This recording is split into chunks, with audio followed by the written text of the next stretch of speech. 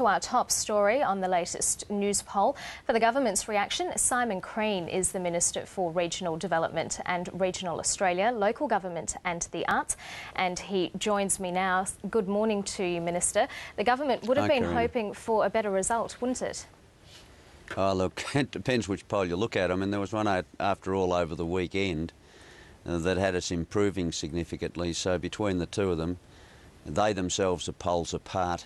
And so, look, let's just reinforce the view that we constantly remind people of. The only poll that counts is the one at the election. That's almost 2 years away, and or a little under 2 years away. And we've got to get on with the task of convincing people as to why at that poll they should vote for us. Given that it is 2 years away, let's stick with the news poll that came out this morning. Surely leading into an important year where the government does want to focus on issues like the economy, you would have hoping to have got some traction on that over the summer.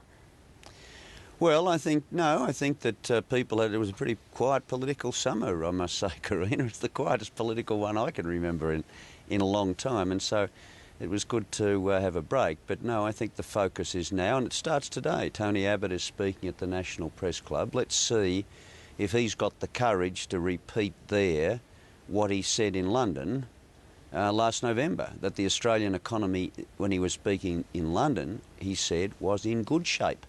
And yet every opportunity here, he trashes it.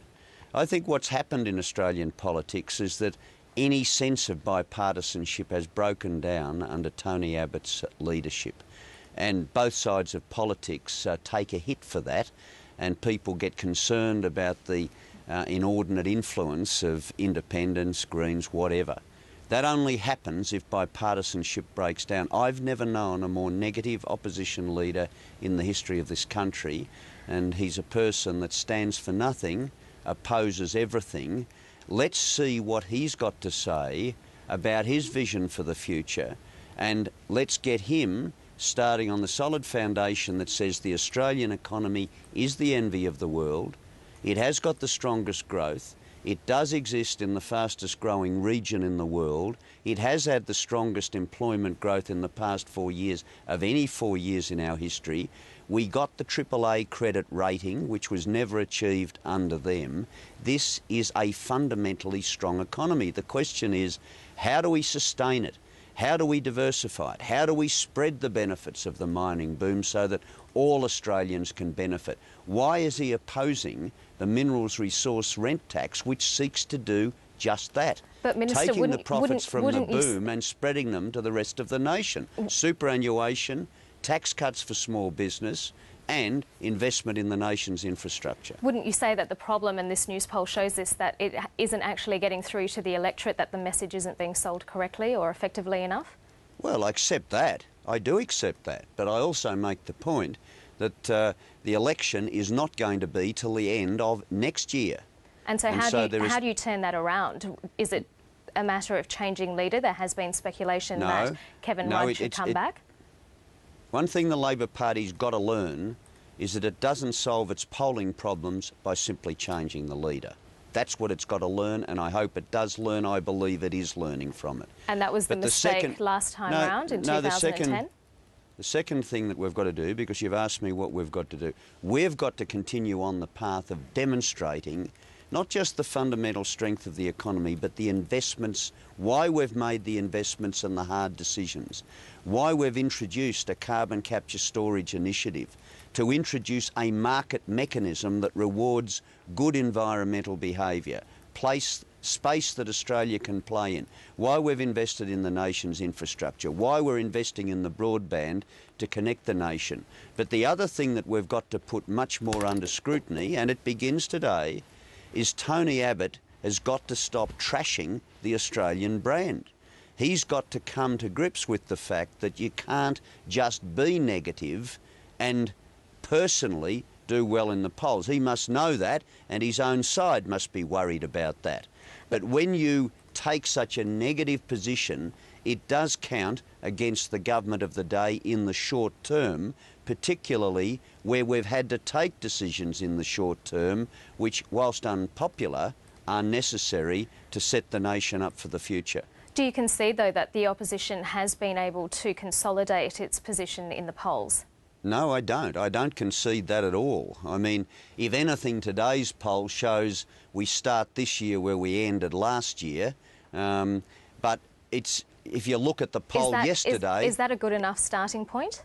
No, it's not. For us, of course it's not, but neither is it for them. But I make the point that if you look at the poll that was taken or published yesterday, it gives a completely different picture. So I make the point again, the polls themselves are poles apart. So let's get on with the real politic, that is the agenda, what the parties stand for. We know what we stand for. I do accept that we've got to articulate it better, but we don't know what the opposition stands for, because Tony Abbott will change his mind depending upon the audience, and he will oppose every constructive proposal the government puts up in his belief that that's his path to success. It's not success for the nation, and I think ultimately the people will see through it. Labor's primary vote is 10 percentage points lower right now than it was at this time 2 years ago, and that was the year that Kevin Rudd was deposed. I know you don't want to talk about Kevin Rudd Julia Gillard being replaced as leader by Kevin Rudd, but what about your Labor Party colleagues? What's the feeling in the room there?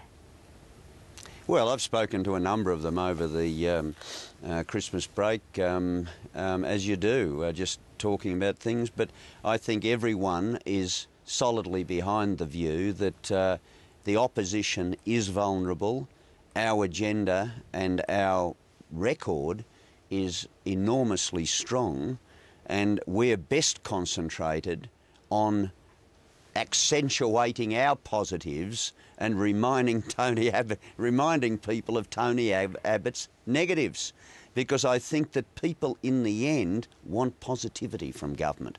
They want governments that are going to do things that stand for them, that are prepared to distribute the benefits of the prosperity across the nation. We don't seek prosperity other than for a fair distribution of it. And I think that when people are asked the question, who do they trust to share the benefits more equitably?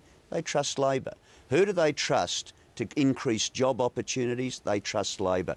And who do they trust when an economy does have to go through the important transition that we're going through because of the impact of the resources boom, the high dollar, the way in which it's impacting on a whole range of industries? Who do they trust better to manage that structural change, that transition change? They trust Labor governments to do it.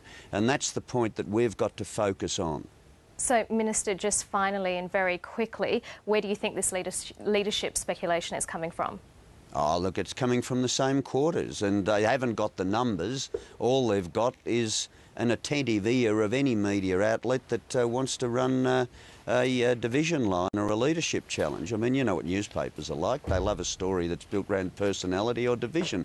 We would love them to concentrate more on positive agendas and constructive outcomes, but our task is to keep fuelling the latter and denying air to the former. Simon Crean in Canberra, thank you very much for joining us. My pleasure.